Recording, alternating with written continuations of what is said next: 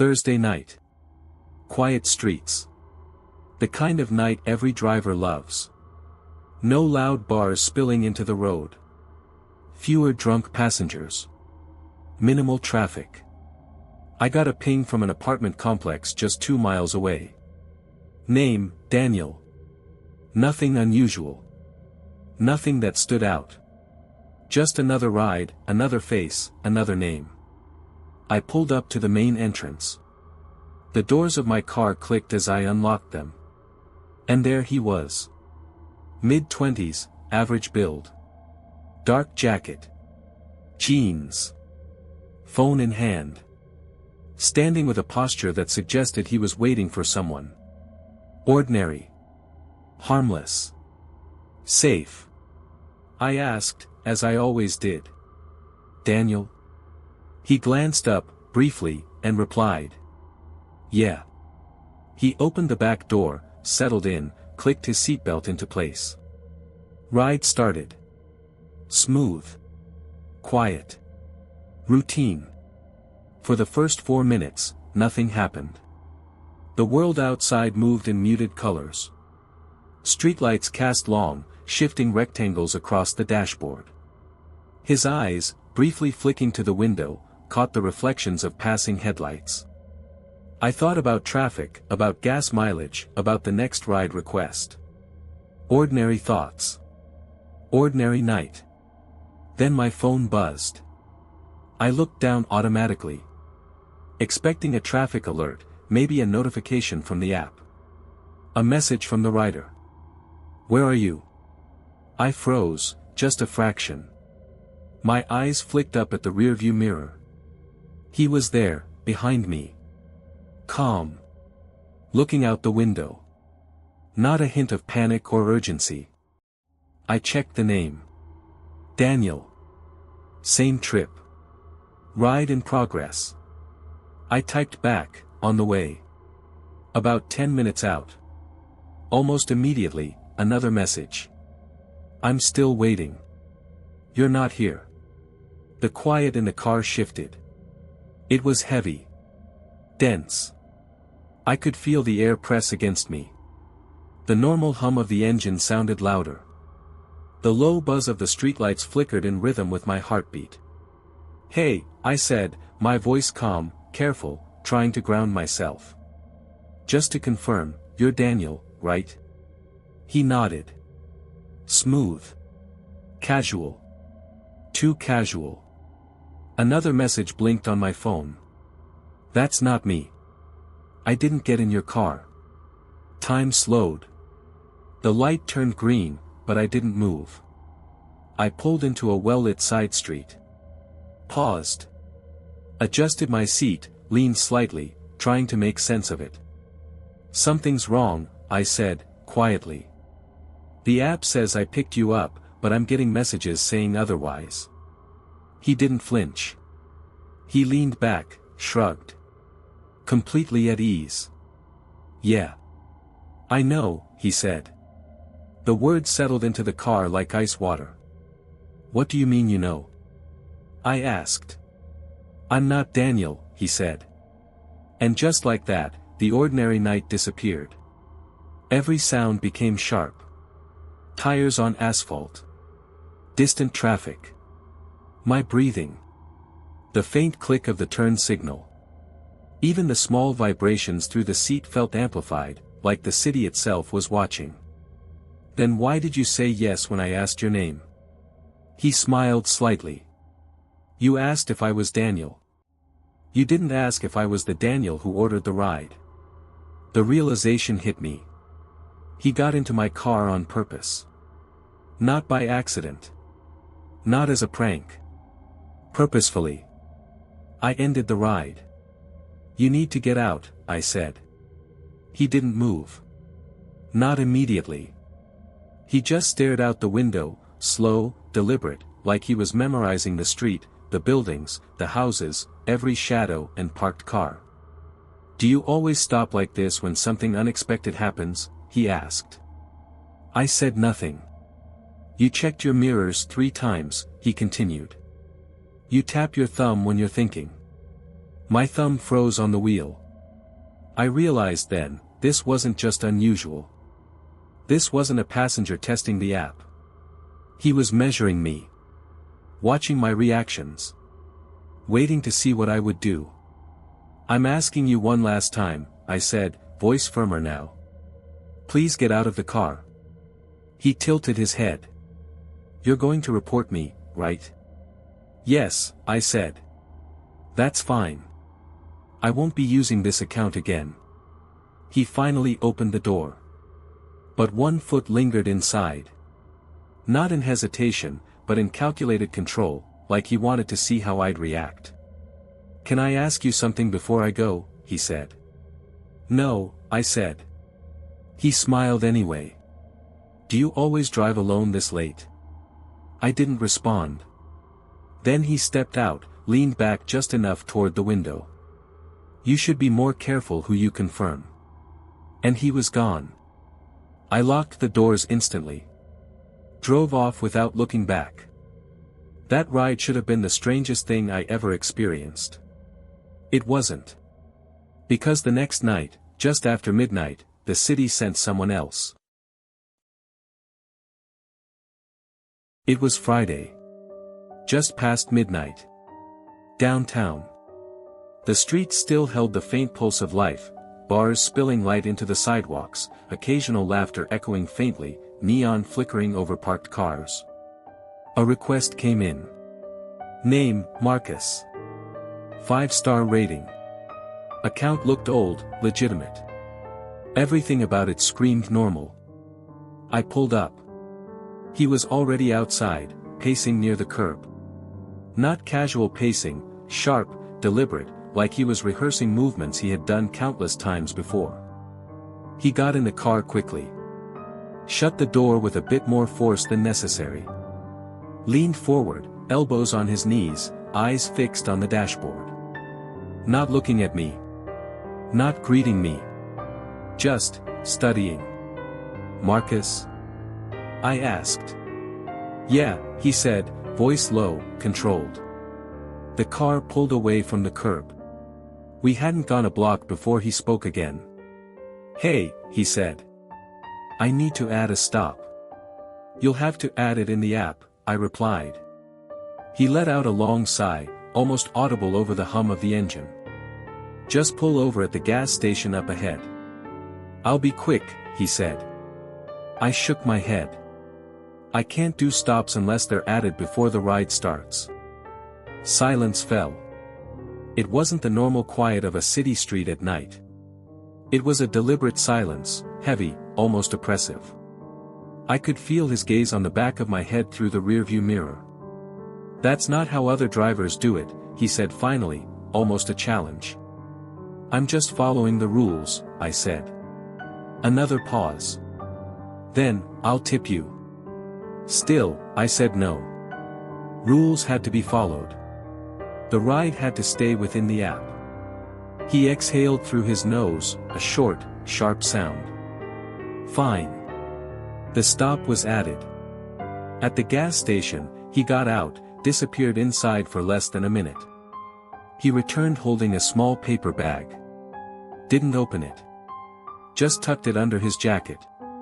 Nothing seemed out of place, yet every movement felt measured. Calculated. Intentional. We drove. "Add another stop," he said. "You'll have to add it in the app," I repeated. His eyes flicked up. This time, just for a moment. But it was enough. Enough to make the hair at the back of my neck prickle. "You're really strict about that," he said, almost amused. I didn't respond. The stop was added. Residential street this time. No businesses. Just quiet houses. He got out, walked halfway down the block, bent down briefly near a parked car. Returned empty-handed. Adjusted his jacket. Sat back in the seat as if nothing had happened. We kept driving. "Add one more stop," he said. "You need to add it," I replied firmly. He leaned forward slightly. Not threatening. Not aggressive.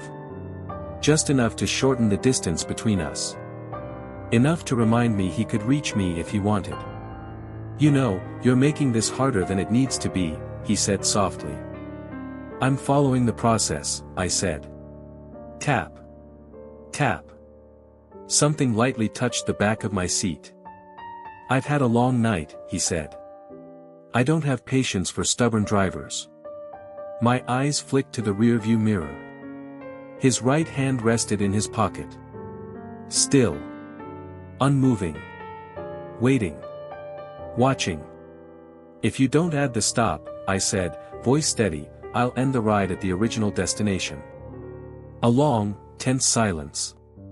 "I wouldn't do that," he said, almost quietly. I asked, "What's the next stop?" He smiled. Just slightly. Not kind. Not friendly. But calculated. "That's better." The app updated. Another pin appeared. Warehouse District. Dead-end road. No lights. No signs. Just concrete and shadows. I didn't speak. Didn't respond to him. The tension thickened. My heart beat in sync with the faint hum of the engine. He instructed, "Turn off the main road. Head into the back lot." "I'll wait here," I said. He stared. Unblinking. "Pull in," he said. "I'll wait here," I repeated. Foot on the brake, hands tight on the wheel. His hand stayed in the pocket. Still. Waiting. "You're making a big deal out of nothing," he said casually, almost too casual. I didn't move. He opened the door. Walked behind a dumpster out of sight. 30 seconds later, he returned holding a small, black backpack. Placed it at his feet. "Last stop," he said. "Then you're done." I nodded. The city hummed around us, but the warehouse district felt suspended, like it existed outside time. He leaned back in the seat. Relaxed. For the first time. "You drive nights often?" he asked. "Sometimes," I said cautiously. "Ever think about who you're driving?" No answer. "Ever wonder what's in people's bags?" he added. A question. A statement. A subtle test. Silence. He chuckled. Soft. Dry. Almost to himself. "I like that you don't talk much," he said. We drove a few more minutes. Empty streets, distant lights reflecting faintly off the warehouse walls. Then he said. "Pull over up here." "That's not the destination," I said. "I know. Just stop." Row of townhouses. Dark. Silent. Empty. He stepped out. Grabbed the backpack. Closed the door. Walked toward one of the houses. Didn't knock. Circled around to the side. I drove away without looking back. 10 minutes later, the Uber app asked, "Did everything go okay?" I reported everything. Every stop. Every movement. Every glance. Uber sent a generic response. Police took notes. But nothing more. And that night, I understood something I hadn't before. A ride doesn't have to look dangerous to be dangerous. Some people don't raise their voices. Some don't break rules. They just know exactly how close they can get, without ever being caught. And when you realize that someone is measuring your reactions instead of your route, you start to wonder. How many passengers before him had done the same? Quietly. Watching. Waiting. It was broad daylight. Around 3 p.m. The streets were busy, filled with the ordinary chaos of shoppers, carts rolling across asphalt, distant voices. I thought daytime rides would feel safe. Familiar. Predictable. But that Saturday would prove that even in plain sight, danger doesn't always announce itself. The request came from a supermarket parking lot. Name, Thomas. Destination, a housing estate about 12 minutes away. Nothing unusual. Everything routine. I pulled into the lot and saw him immediately. He was standing near the trolley bay with a young boy beside him. The child looked small, 7, 8 years old maybe. Backpack slung over his shoulder. School shoes polished, socks straight. He waved me over quickly. The boy stayed still. Silent. Observant. They both got in the back seat. Before I could even start the engine, I turned slightly, asked. "Just to confirm, Thomas?" "Yeah," he replied, voice calm. I glanced at the child. Hands in his lap. Eyes fixed on the floor. Not fidgeting. Not asking questions. Just, still. "Where are you both heading?" I asked. "Just drop him off at the address," Thomas said. Quick, clipped. I paused. Something in my gut twisted. Company rules are clear, minors cannot be left alone. Not for a single minute. "I can't take a child alone," I said. "An adult has to be present for the whole ride." He sighed. Leaned back. "I know. I'm coming too." His answer didn't match what he had just said. But I didn't press it yet. Not openly. We started driving. Not far along, he said casually, "Actually, you can just drop him. I'll walk back." I shook my head. "I can't do that. Company rules." His expression didn't change. Just a subtle narrowing of the eyes. "Every driver says that, but then they do it anyway." "I won't," I said firmly. He stared at me through the rearview mirror. Quiet. Measuring. Waiting. "You're serious?" he asked finally. "Yes," I said. Long pause. Then, "Fine. I'll stay." The boy didn't speak. Not once. Not a word. No questions, no complaints. Just quiet. Watching. Waiting. Something about him made the air feel heavier, slower. I tried to maintain normal conversation, a few mundane questions. "You doing okay back there?" I asked gently. He nodded slightly. Eyes downcast. Still, rigid. Alert. I could feel Thomas watching me from the corner of my eye, calculating. Timing my reactions. Assessing what I would do next. A few minutes later, he added a stop. "In the app." I glanced at it. "Okay." We would comply. "We'll stop there," I said. The stop was a small gas station. Just a momentary pause.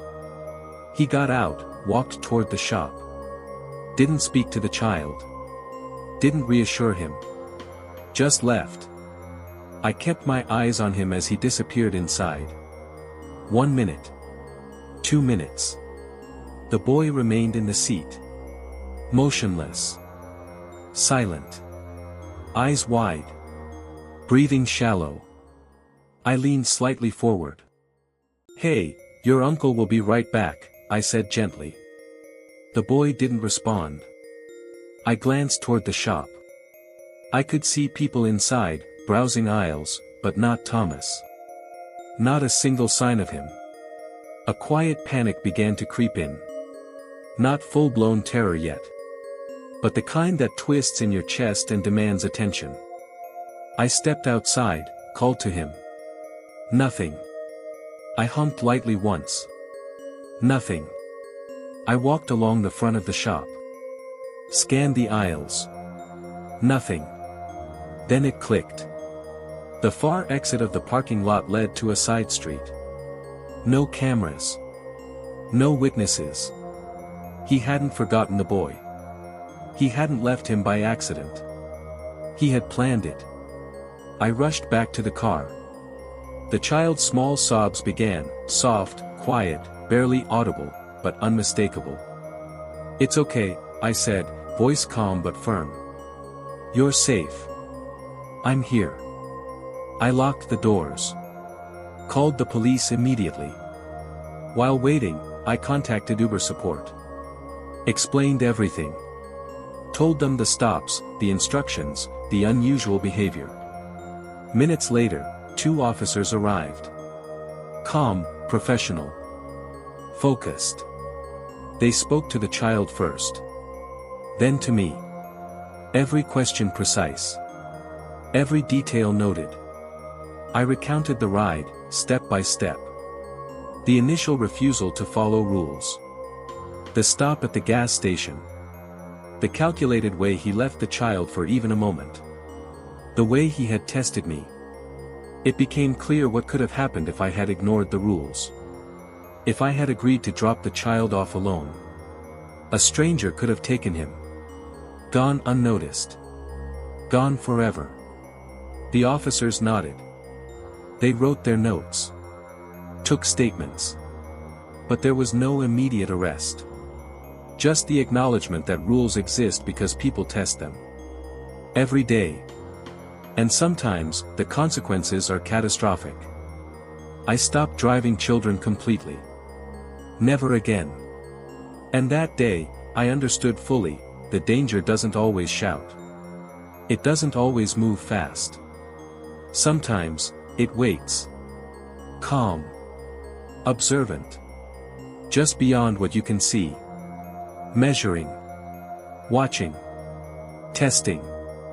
And the worst part? It can appear ordinary. Completely ordinary. Even in the middle of the day. Even in plain sight. When I think back to those 3 rides, I can't separate them from one another.